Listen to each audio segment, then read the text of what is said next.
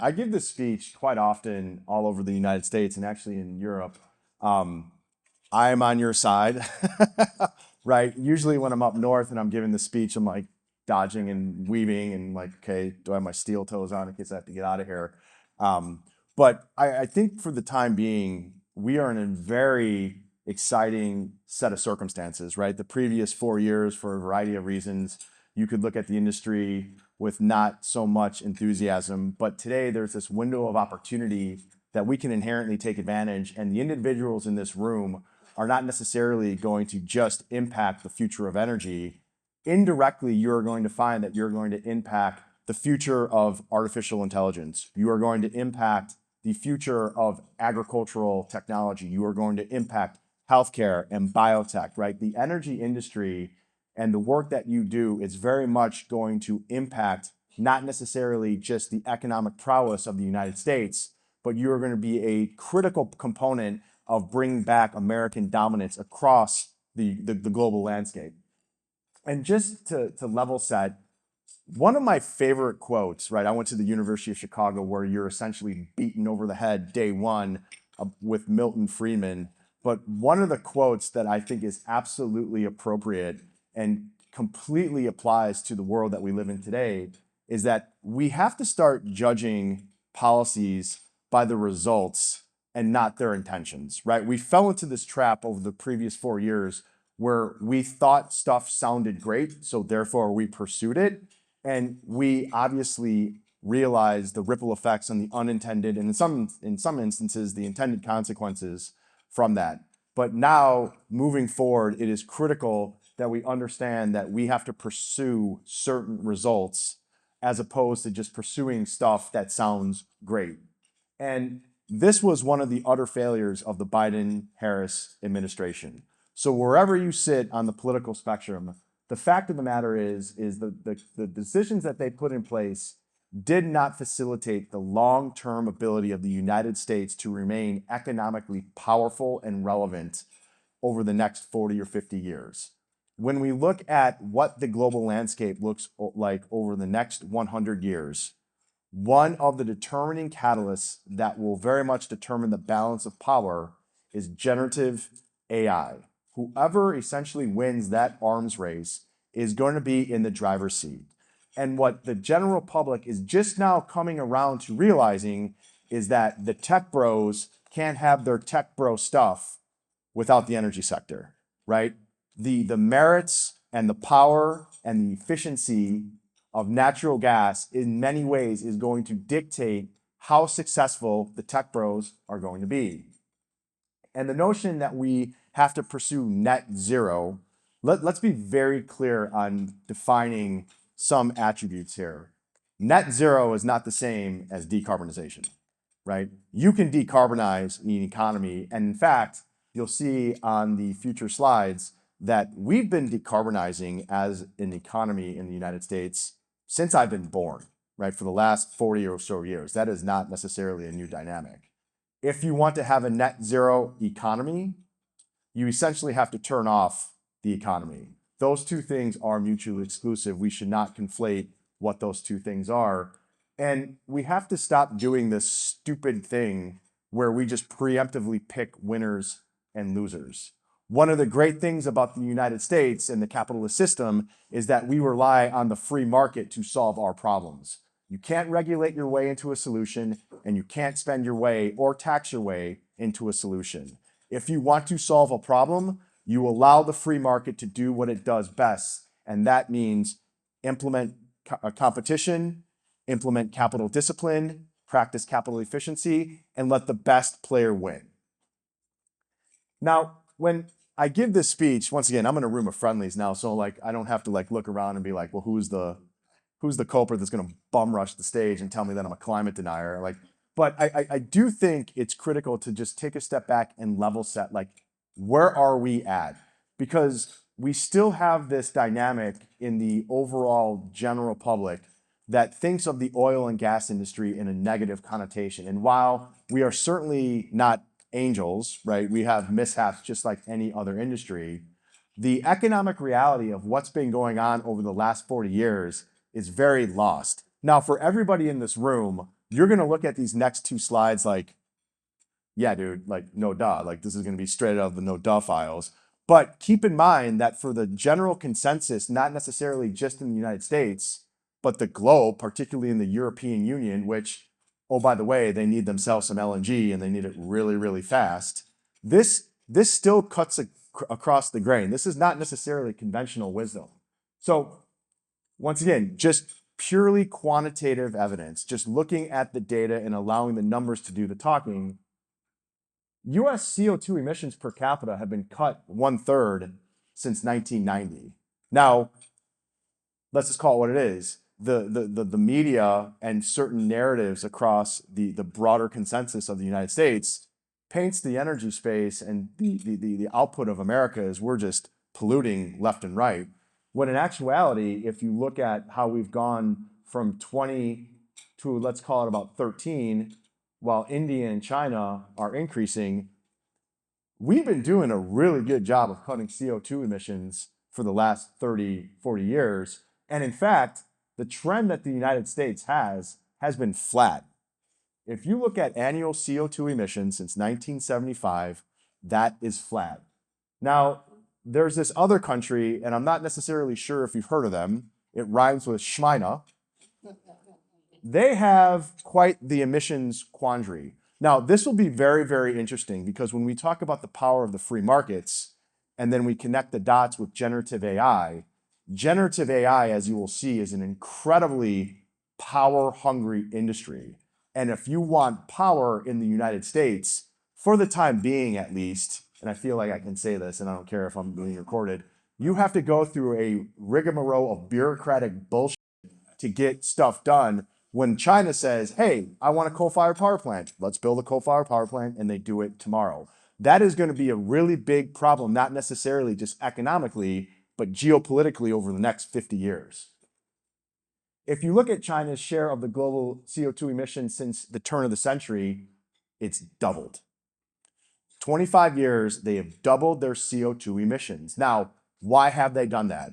The answer is fairly obvious. Their strategic directive as a country is to overtake the United States as the preeminent economic dominant force within the world, and they don't necessarily care about environmental Jesus. They say, how are we going to power this economy? Well, we have a lot of coal. Coal's really cheap. Let's utilize some coal. Where in the United States, we go through this schizophrenia of, do we want to be net zero? Do we want to decarbonize? Like, what do we want to do? The United States, in terms of policy, should very much be looking from what goal are we striving to achieve and work backwards, not what do we want the world to necessarily look like and just hope and wish that it takes place. The other component, which I think is fascinating, is that if you look at the utilization of natural gas over the last quarter century, it's gone up, or actually since 1975, excuse me, it's gone up across the world 3.5 times. Now, there is a glaring exception to that trend. Does anyone know what the exception as it relates to the utilization of natural gas is? So in other words, who's not utilizing natural gas? China. China has been relying on coal for the last 40, 50 years. So you have this very fascinating dynamic where the United States has found and frankly realized the merits of the natural gas industry, as has the other Western economies. And there's a distinct hesitancy on behalf of China as to why they are not adopting natural gas. And I don't want people to leave early. I don't think you are, but I'll explain on future slides why that is. But suffice it to say, when we look at the energy consumption by China, this argument, I get this all the time from environmental NGOs, that China is going renewable. That is completely false. China, much like the rest of the world, is expanding their access to a variety of different energy sources. They have an incredibly high demand of power, as does every other economy on the planet. But there's a very distinct set of constraints in terms of what they have access to and what they monopolize, right? They have a complete monopoly over the renewable supply chain. So it only makes sense that why wouldn't they go towards renewables, because they dominate and control that supply chain. Now, there are consequences to that, right? In most cases, there's a distinct linear correlation between economic output measured by GDP per capita and the corresponding emissions that you convey or that you release into the atmosphere, right? If we look at China's GDP compared to their CO2 emissions, once again, looking direct correlation. For every unit they produce in terms of GDP, there's a corresponding increase in unit of CO2 emissions. Most people think that is the norm. I am here to tell you that empirically speaking, that is not the norm. The Western economies, whether it's the UK, Germany, the United States, we have been decarbonizing for the last 30, 40 years. And more importantly, we have not been doing that at the expense of economic output. In other words, we are growing our socioeconomic blueprint. We are improving the standard of living, but we are concurrently reducing the amount of both consumption and production CO2 emissions released. Now, be honest. Is everyone familiar with that narrative? Everyone in this room, raise your hand if this is news to you. You don't suck. Come on. Most people raise it, at least most people in the North, right? When I give these on the coast or in the North, they're like, they think I'm like some magician at some kid's birthday party or some garbage like that. Now, the other interesting component is, once again, the power and the prowess of both the United States and the capitalistic system. Now, once again, I moonlight as an adjunct professor at Marquette University. Marquette University, like many private institutions, has a tuition about 30 to 40 grand per year. When I talk to some 18-year-old freshmen about the merits and the accomplishments of the fossil fuel industry, I usually get some snot-nosed dissertation about how fossil fuels are aiding to the demise of society. So once again, someone's kid whose parents pay the $18,000 a year, or excuse me, the $28,000, $38,000, $48,000 per year, giving me an industry professional who's dedicated my career to understanding the data objectively about how climate change and the end of the world is coming, against, I went to undergrad and part of grad school, you saw that I was a dropout with the math program. It was because of COVID and Mrs. Romito, if I'm being honest, right? She's like, you can have kids, work, and school, pick two. I'm like, school's kind of cool. Like, it's not that bad. And then I slept on the couch and then learned my lesson. But in any event, there is this socioeconomic element to the climate debate. Now, once again, if someone is adamant about climate change, I'm not going to change their mind about that. And if someone is adamant that it's not a thing, I'm not going to change their mind that it is a thing. I think it's an inconsequential debate. I think it's a waste of time, frankly. You look at the numbers and you make your determination objectively of what the numbers are saying. But my point in that is socioeconomic status is very much a determining feature about how you stand on this, right? If you're going to a developing economy in India or Indonesia or Vietnam, and you say, hey, I want you to adopt renewable technology and I want you to go net zero, you're either going to be punched in the face, flicked off, or asked to leave, or all three, right? Developing economies want to experience their own respective industrial revolution. And frankly, the United States does not, or anyone, frankly, does not have the moral authority to say, you cannot do that, right? You can showcase the blueprint for how to do that, which is why I think the natural gas industry is so critical, particularly when it's combined with a capitalistic ideology. Case in point, if you look at investor-owned companies, which is dominated by the United States, right? If we look at the 5 largest investor-owned companies, proxied by revenue, you see that at the turn of the century, their collective emissions profile has remained flat. Now, why is that? It's a rhetorical question. Bueller? I'll give you one of these bottles of bourbon for anyone that participates. That's because the investment community said, you know what? You know what we care about? Emissions. Doesn't matter what you personally think about. The person giving you your money said, this isn't important to us, therefore it's important to you. And if you don't think it's important and you don't make progress on it, guess what? No more money. Now, you compare that with an SOE, so a state-owned entity, which is basically China, or with a nation state, which is India and China, their emissions is growing exponentially. Why? Lack of governance. There's no oversight. Whatever the government wants to do, the government will do. And that will come at the expense of whatever other directive that they have in mind. So when I show this to people, and once again, y'all are in like the circle of trust here, we're all friends, but when I show this to other people who want to collectively punch me in the face purely for just showing them charts, tables, and graphs, and I'm a nice guy. I don't know why they want to do that. Like, there's a couple aspects that is more than abundantly clear. Capitalism works, and the United States, empirically speaking, is leading the charge on decarbonization. Let's get the word out. We're not only leading the charge on decarbonization as it relates to the oil and gas industry. There's a lot of numbers on this chart. If you look at every single industry, right? Basically every single industry, or at least every single capital-intensive industry, and you benchmark carbon intensity, where if it's greater than 1, that's more carbon intense, and if it's less than 1, it's less carbon intense. This is a dynamic, this is a phenomenon that we have throughout our entire economy, right? We have a better carbon profile for the vast majority of carbon intense industries on the planet. So it begs the question, what the hell is the problem here? Like, why is everyone so mad at us? I don't get it. I know why. All right, fun stuff. You inherently can, once again, there's a dissonance that takes place in the overall consensus, and for the vast majority of people in this room, this is not necessarily new news, but when we make the case that the tech bros and the health bros and the ag bros can't have their fun and their toys without the energy bros and gals, right? I know HR's in the room, I gotta be mindful. Just kidding, Jerry, having some fun.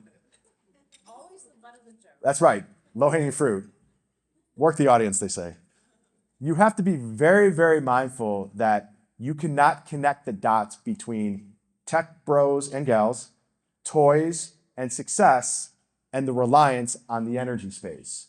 Now, this particularly becomes even more evident when we look at the energy mix globally. More than 4/5 of the energy mix globally is reliant on fossil fuels.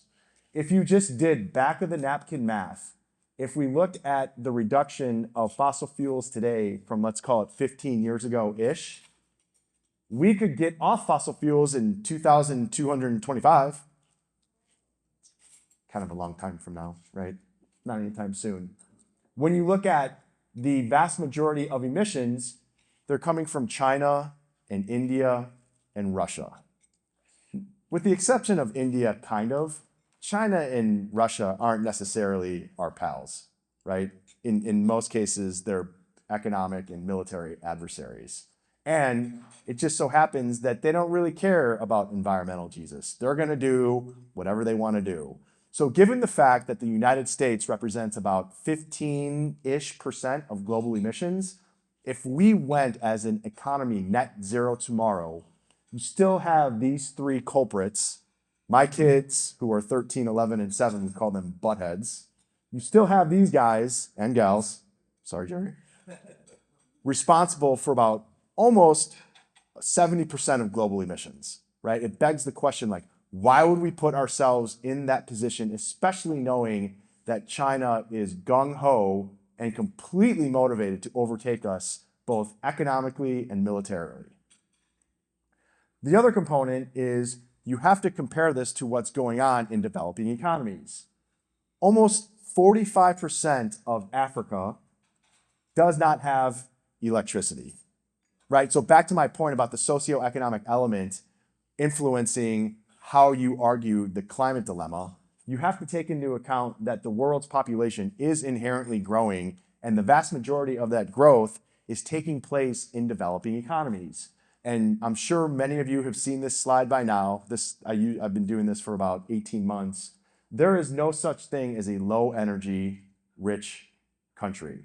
So when we go back to my statement that no one necessarily has the moral authority to dictate how and when a developing economy experiences their own respective industrial revolution, we have to be very mindful that just purely from an empirical standpoint, all the countries that have experienced an increase in standard in living, particularly over the last quarter century, they're energy rich, right? That is the defining characteristic of a developed economy, is that for as much as that we take it for granted, you cannot have a successful socioeconomic foundation without access to affordable and reliable energy. Now, I am very bullish and optimistic with this new administration because the trend in the United States has not been very favorable. And we see this not necessarily with power, but also with water, which we'll touch upon as well. If we look at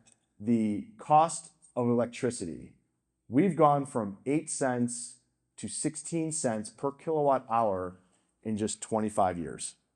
We've doubled. That is not a great trend.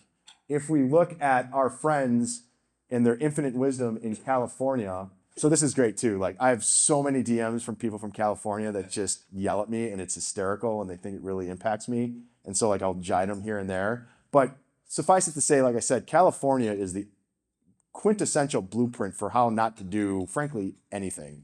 And it's reflected in the cost of their electricity. Is anyone here from California? I probably should have asked. Yeah. You're from California? Sorry, man. That's why he's here. That's right. Welcome to Texas. Okay.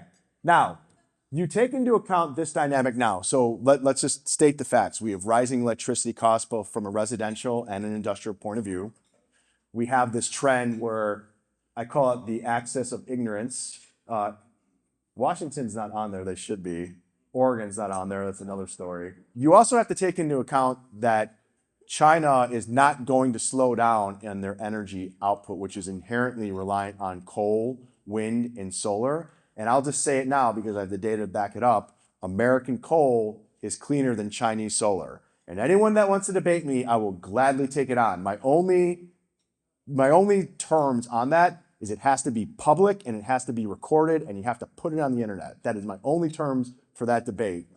All right, power. We are on the precipice of an unprecedented amount of demand of power, and that is not hyperbole.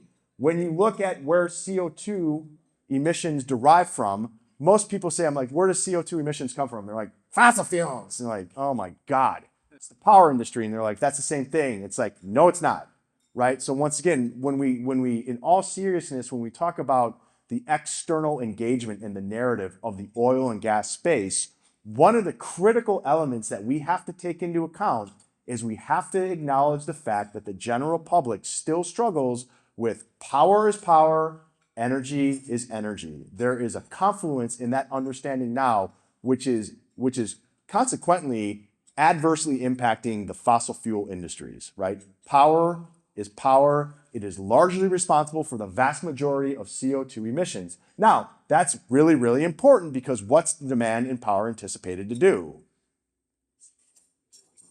Okay, I get a little more engagement. I love it. It's anticipated to skyrocket. So if power demand is going to skyrocket, emissions are going to do what? That's right. I love it. I love it. And you see this on this chart, right? Look at the power industry's anticipated emissions. It is like a ski slope, depending on how you look at it. Now, one of the interesting things too, and this is where I really have fun ripping on California, what did California do in terms of fleet management? Like, what is one of the idiotic things that they decided to put in place? Go all EV. No, industrial combustion, which makes perfect sense, right? Industrial combustion makes up a major component of the power demand and the corresponding CO2 emissions that come from it. And that has doubled since 2000. Now, why has it doubled since 2000? Rhymes with Schmeina, rhymes with Schmoll. Thank you. Okay? Now, we have to be very, very mindful of there's this delicate balance between decarbonization strategies, which I do think is a worthwhile strategy. decarbonization progress and trend is a proxy for what sort of technologies and what degree of innovation you're incorporating into your long-term strategy. Decarbonization, good. Net zero, stupid, right? When we look, I love this slide. People go down there, God, nuclear. It's like, okay. They lose their mind. So just in terms of degree, how much power is going to be required from the AI world? And I love playing this game. So just before I go on to the other slide, I want to play a little game. So how many more times the amount of electricity does ChatGPT use versus the average daily household electricity usage? How many times? How much more electricity? Million. Come on, man. Million. You've been drinking this bourbon.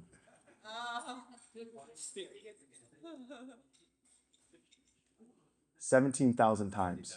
Who's using ChatGPT in this room? Everybody should be raising their hand. ChatGPT is awesome. Now, what's really, really frustrating is like my boys have turned into like almost degenerate gamblers because they're obsessed with fantasy football. So they're going through this phase at school where they're using ChatGPT to optimize their fantasy football lineup. Sort of defeats the purpose. It's a little bit annoying. But if you look at just in the next 2 years, the AI sector alone could be using up to 135 terawatt hours annually. That represents half of all the electricity that's utilized today. Just think about that in terms of magnitude. Now, the good news is, man, the US is kicking some ass. Like, right? Yeah, USA. We are not in a position, right? We're Michael Jackson. China's like Bubbles the Chimp for the time being, but they're making the run. Now, but on the flip side of that is we are not necessarily prepared. Michael really likes that joke. We're not necessarily prepared for what the impending power demand is because we spend the vast majority of our attention on generation, right? We spend almost a wasteful amount of attention on natural gas, nuclear, wind, solar. Like that is not the problem, in my opinion, right? There's 3 pillars to power, and we only spend our attention for the most part on one of them, right? The 3 pillars are generation, transmission, and distribution. We have a major issue and a major problem with transmission and distribution. This is a major problem. And once again, gratuitous plug, I have a podcast, Petronoia. Mike Howard just so happens to be the guest that was released today. Mike explains it beautifully, right? If you look at the report that FERC released after Winter Storm Uri, that 95-page report could have been 2 sentences. We need more natural gas and we need to improve infrastructure. The 3rd sentence would be, we are idiots for thinking or relying on the weather warming up Christmas Day, right? That is not a really good strategy.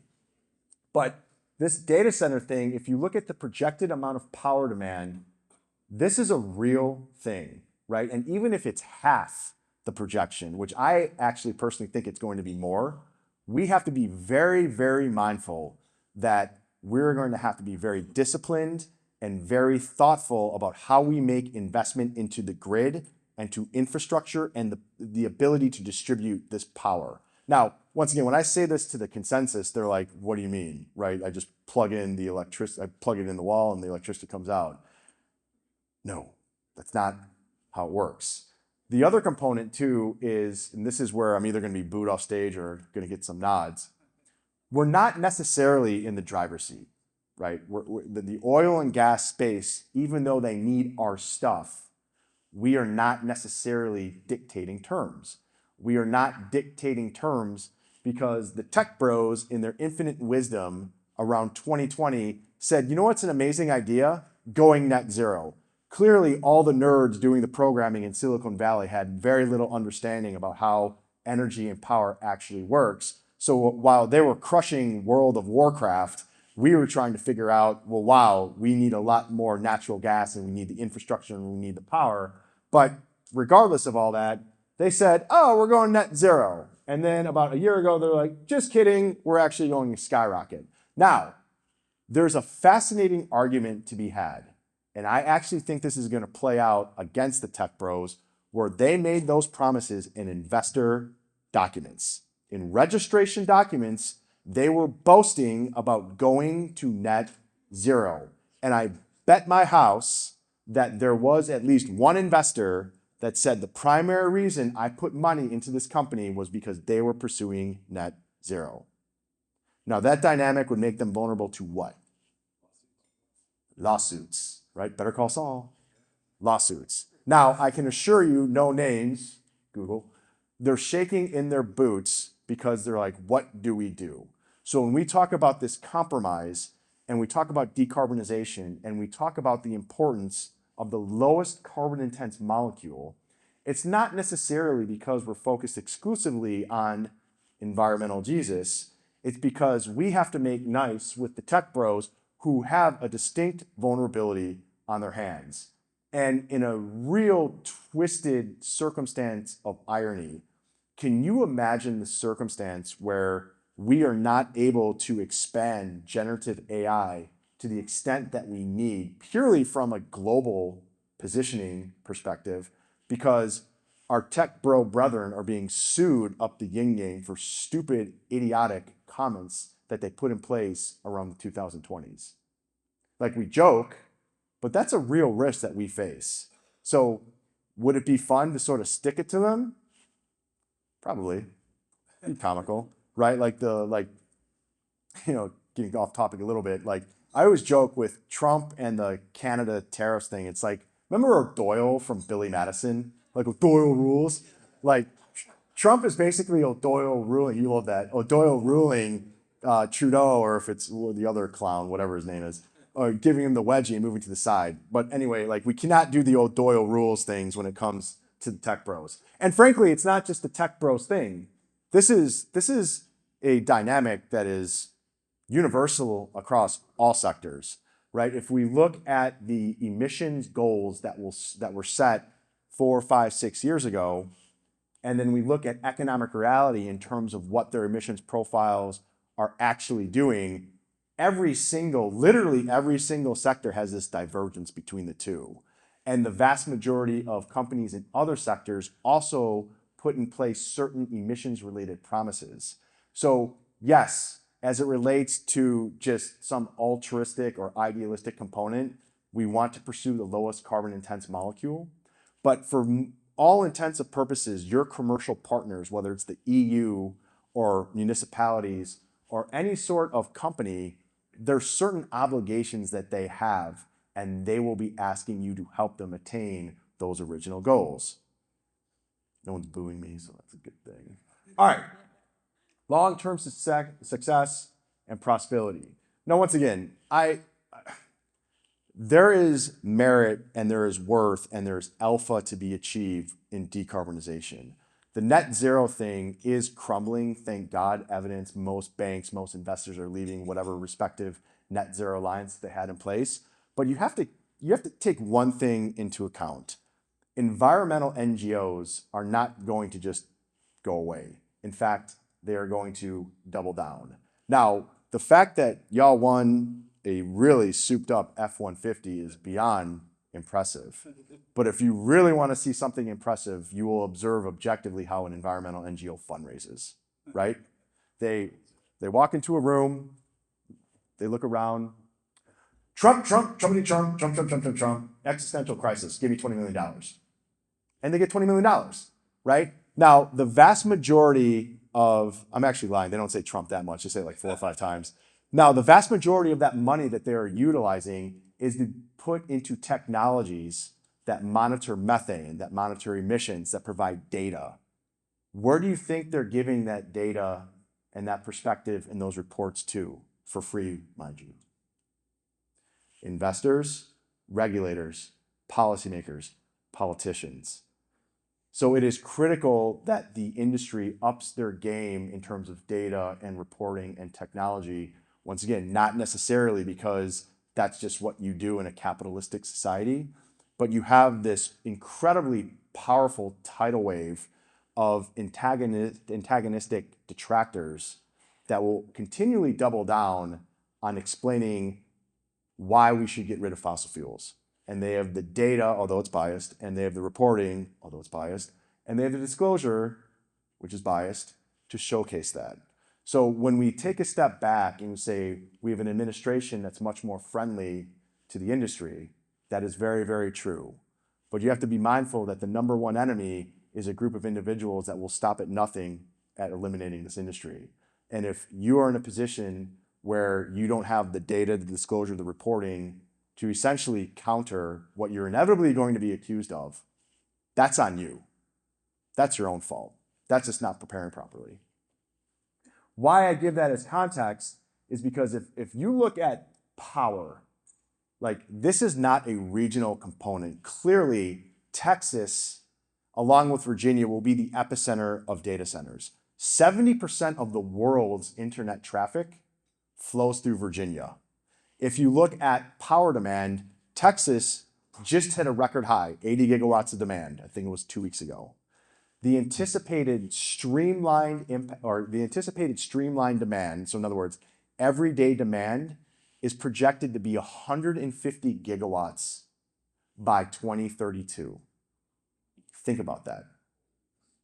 That's insane. Now, we've had blackouts, we've had Uri, right? You know, that's just with 80, essentially doubling that, even if it's from 80 to 125, like not just necessarily, and Texas does it best, like, and I'm saying that to be serious. Like, so if you think that as the best, we have those issues, everyone's gonna have those issues. We have to address that infrastructure problem, right? And CBRE, is everyone familiar with CBRE, the real estate consulting firm? Like, they will tell you, I just met with them, right? I met with them in DC, we were talking about policy. The number one constraint in locating a data center has nothing to do with, you know, the local community or the local government. He doesn't like CBRE. It's access to power. It's access to power. Now, the other component too is, believe it or not, there's a lot of NIMBYism going on with data centers. Like, has anyone seen one of these things? Kind of looks like a prison. It's like, it doesn't look that great. So now what does that mean? If you have a lot of NIMBYism going on, you have to go to remote areas of the United States where their respective infrastructure isn't necessarily as good as what you would have in a major market. So we have a major issue on our hands because we have the tech bro saying, I want to build a data center. And they're like, you can't. And they'll say, well, why not? We don't have power. And we're like, when are you going to get power? It's like, well, maybe like 5 years. And the tech bros have like a small Caesar, right? China, on their hand, says, we want power. And they're like, okay, how much? Like, I don't know, a couple gigawatts. Okay. And they build a coal-powered power plant, and they do it like in a week. That's, you know, very euphemistic, not euphemistic, that's, I'm joking somewhat, but that is a reality in the sense that China doesn't stop for bureaucratic shenanigans to get stuff done. We have that issue and we need to fix that. And you see the magnitude of what I'm talking about, right? When you look at projected new energy demand in North America, it's gonna double. When you look at what the next 5 years goes, right, this is just data centers as it relates to the grid, right? Now, people are like, well, nuclear will solve this. Okay. If we are lucky, if we're lucky, we can build a nuclear power plant in about a decade, right? So the way that this plays out is whether whoever likes it or not, natural gas for the time being is very much this bridge for at least the next decade until we can get these alternative technologies going. I am very much an all of the above set of solutions, but I'm also a realist and a free market guy and just a pragmatic thinker and saying, okay, it takes 10 years for a nuke, wind and solar, forget about it, battery storage, long-term storage, not necessarily there. If we have this incremental demand in power, where are we going to get that? Natural gas, working backwards. We have to improve the infrastructure. Just to give perspective, I love doing this, right? They're like, well, you know, it's 80 gigawatts right now. We're going to 150. How much is a gigawatt? Well, maybe instead of that F-150 out there, you just give 9,000 Nissan Leafs, right? Who likes Nissan Leafs? Yeah, oh my God. It's like, talk about O'Doyle rules. Like, if anyone drives a Nissan Leafs, it's total O'Doyle rules. But is it still being recorded? 1 gigawatt of power, 100 million LED light bulbs. 80 gigawatts High end, all-time high, 150. Simple math, that's 70 gigawatts of incremental power. 1 gigawatt is 100 million LED light bulbs. Like the scale and the magnitude of this thing is immense. Now, the other component too is we have to talk about price. Like everything is motivated by price. I think that's what a lot of policymakers over the previous 4 years forgot, is they ignored the human element, the human component to how consumers just think. It's like, if I can get the same stuff, which for most part, consumers think of energy as like one lump sum. Obviously, that's not correct, but that's just the way they think about it. They're like, one is 20 bucks, one is 10 bucks. What am I going to do? Go to the 10 bucks. It's very interesting to me as well that the other component next to price is efficiency. And I love showing this chart, right? If anything explains the prowess of the US oil and gas space, it's this chart, right? If you look at efficiency in terms of emissions relative to GDP against flaring, you have this component where the United States, next to Norway, is the most efficient. That is a quantifiable empirical fact. Then, just to top it off, you look at the fact that, and then I got to update this, but it's pretty much the same. 5 countries are responsible for over half the global oil production: the US, Saudi Arabia, Russia, Canada, and Iraq. Russia, Iran, Iraq, Venezuela account for basically 70 or 3/4 of global flaring. The US accounts for less than 7% of flaring. We can eliminate flaring in the United States. I don't recommend it, right? I mean, we have to do it sometimes. And once again, I'm going to get the hate mail as though flaring, like, you guys know what I mean. I'm being pragmatic. But for argument's sake, let's say we eliminate all flaring. What are we going to do with these guys? We're going to tell Russia and Iran to stop flaring? Yeah, not going to happen. The other component is, where does everyone else get their energy from? Well, if you look at our friends in Russia, they're increasing imports, right? If you look at Iraq, the same thing. Like you see this story where China does not care where they get their energy from. They just want cheap energy. And then you combine that with the fact that, oh, well, China's going renewable. I wish you could turn off that camera to like say what I really want to say. That is completely false, right? The circle of truth. The reason that China is going renewable is that they, as I said before, have a complete monopoly over the renewable supply chain, right? They own that. They own the vast majority of copper and nickel and lithium and cobalt and graphite. They have access to that now. So the same way that we have natural gas and we have plenty of it, they have access, immediate access, to the renewable supply chain.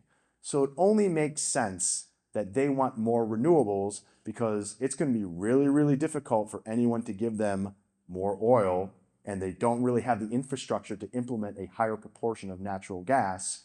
And oh, by the way, if the US increasingly becomes more reliant on renewables, namely wind and solar, what does that inherently do to China's economic position? It makes them more powerful, right? It makes them far more powerful. Now, the great irony is that how do you make a wind turbine and how do you manufacture a solar plant or a solar panel? There's only one source on God's green earth that burns warm enough to smolter a wind turbine. Does anyone know what that is? Coal. Coal is necessary to create wind turbines. China makes about 85% of the wind turbines globally. So you see this distinct linear correlation between wind turbine production and coal utilization. And once again, go on my LinkedIn. I have the whole presentation. It's completely public. It's American coal is cleaner than Chinese solar. We went through the complete analysis. The funny thing is like I used to get yelled at and hate mail. when I first issued it. You're just being cute with the title. I was like, I was. Yeah, it's a cute title. I get it. It's called marketing. It's how you drive business, right? Read a book. The other component was it's completely accurate, right? And it's all charts, data, and tables. Now, it's like, well, we need to do stuff. We need to do, like, everyone freaks out. It's like, no. Like, we have the blueprint and we've had the blueprint, right? This is not anything new. There's no sort of new technology necessarily or new mindset that we have to implement. We've been doing this stuff right now. So back to my point about Virginia, right? 70% of the world's internet traffic makes it through Ashburn, Virginia. It's about 25, 30 miles outside of DC. Now, you don't probably want to know what type of internet traffic it is. Conversation, keep this as a PG-13 program. But when you look at Virginia's dominance over internet traffic, it begs the question of how are they powering those respective data centers? Virginia is 60% nat gas, 30% nuclear. At any given point in the week, it's between 7 and 10% renewable, right? So we have a working blueprint in place. The United States is 40% nat gas, 20% nuclear. Now, you also have to take into account, hey, there's a seasonality associated with power, right? With demand. Like, why does it spike in July and why does it go down, let's call it in March? Mrs. Romito would shoot me if I did not turn on the AC. And I live in Florida, so if it goes below like 60 degrees, I have to turn on the heat, which is really, really annoying, or cover her with like a wool blanket, which is equally as embarrassing. But in any case, right, we have this seasonality right here in natural gas electricity because it gets really, really cold and really, really warm. And what do we turn to ensure reliability? Natural gas. And if you look at where we're going, right, the existing energy mix in the United States is about 40, 43%. Like, if we were, all things being equal, go from 40 to 60%, look at the amount of kilowatt hours that natural gas would be on the hook for. Like, once again, we were talking about an immense incremental increase in demand. And right now, not to be Debbie Downer, we don't necessarily have the infrastructure that would facilitate that, and we have to work on that. Otherwise, we're going to have some really big problems. The other problem that we have is we forget that the state of water in the United States, not great. Not great, Bob. Not great. And then when you combine that with the fact that we are reshoring, as we should, very critical industries, namely semiconductors, people forget how water intensive the semiconductor industry is. And where are we placing these facilities? Where? Desert. In Arizona, where there is no water, right? It's like we have these things, they're called the Great Lakes. There's a lot of water. I don't know.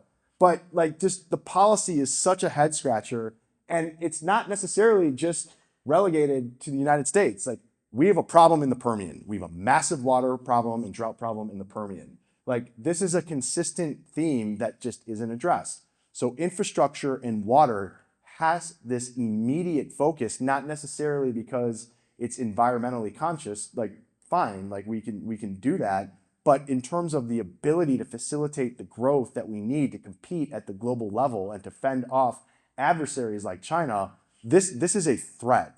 This is a national security threat. And I know that that gets thrown around loosely, but could you imagine a scenario where we have all this demand and we just can't do anything about it because we pissed our way with our water management? Like, that's not great. We need more energy. We need an expansive mindset. And we have to ensure that the regulatory environment is one that is both practical and reasonable and that allows the free markets to flourish, right? This notion that we should, from a top-down perspective, preemptively select winners and losers is not going to provide the solutions that we need. Throughout the course of history, we've had a very distinct track record of, if we have a problem, it's an entrepreneur, it's a small company, it's a coalition that puts their collective minds together and solves the problem. And they do that through capital efficiency. They do that through in innovation. They do that by not necessarily having an anchor tied to their ankle. And we have to be very mindful that there is a group of adversaries in our own backyard that want to see all of you in this room fail. And if you're not putting in place the proper measures to fend them off, it's not the end of the world, but from a bigger picture, it does delay our ability to accomplish our goals from an economic and a military perspective. And then the capital markets, right? I spend almost all my time talking to investors and to insurers and to regulators. I can assure you that the vast majority of investors outside of the energy bubble still don't understand the nuances of the energy or the power markets. And while on the surface that is comical, it does beg the question when we look at it objectively of whose fault is that? It's ours. It's ours. It's not like we don't have the data. It's not like we don't have smart people. It's not like we don't have people who can write, right? I know a lot of this stuff, whether there was ESG, adjacency, or sustainability, comes with a very controversial mindset. But the onus is on us as a sector to educate the broader masses, because if we frankly don't do that, we are going to delay our ability to compete. And there's a ripple effect, a very adversarial ripple effect that results from that. And so we need to release the Kraken. We need to release it now, like LFG, let's go. But at the same time, we have to be very mindful that there's certain things just administratively that we have to put in place, whether it's the quality of data, the technology, the reporting, the disclosure, the engagement, right? Working outside of the energy bubble to get the coasts and those respective policymakers to at least call uncle on their aggressive efforts to bring in, or to rein in, as they would see it, the energy industry. I know I went a little bit over time. I didn't see anyone leave, but I really, really appreciate it. Thank you.